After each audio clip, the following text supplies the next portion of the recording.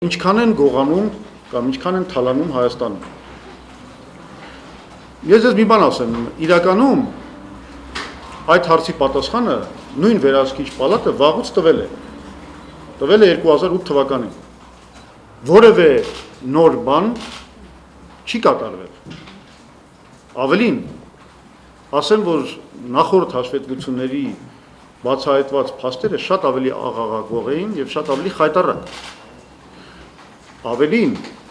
2008 թվականի մի հետազոտություն ուղղակիորեն պատասխան է տալիս, թե ինչքան է գողացվում պետական բյուջեից։ Սերժ Սարգսյանը ինքն է որոշելու, թե ում գլուխը երբ կկտրի։ Բայց ասեմ, իր կողմից դա, եթե ասենք ինքը փորձի կտրել Իշխան Զաքարյանի գլուխը, դա իր կողմից անբարոյական կլինի, ասեմ ինչու։ Որովհետև ակնհայտ է, որ նույն ոճով 5 տարի այդ մարդը գործել է, նաև հասկանալով այս ռեժիմի բնույթը մենք հասկանում ենք, որ հենց այնպես չի գործել եւ կատարել է շատ հստակ հրահանգներ,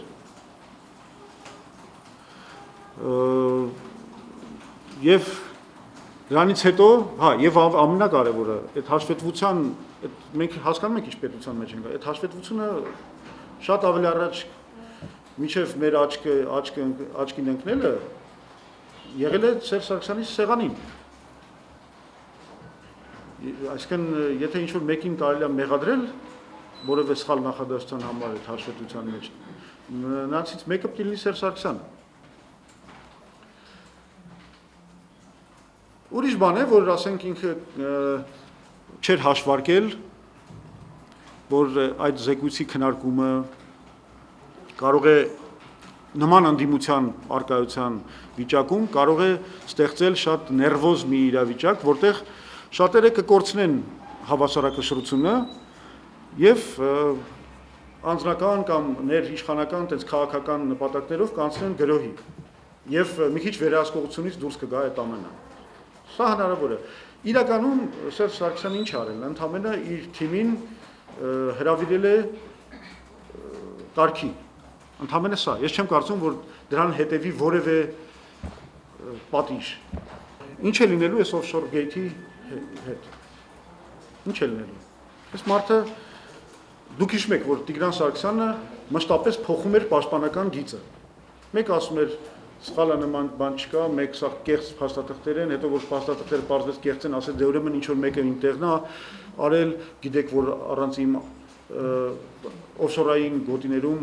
կարող են ցանկացած մարդու անունից բացել որևէ ընկերություն, չէ, եթե արդեն վերջին պաշտպանական գիծը դա էր։ Հիմա այդ պաշտպանական վերջին գիծը, որ Տիգրան Սարգսյանը կառուցել էր, ջարդուխուրդ արեց հայտնի Պլերիդեսը, Կիպրոսի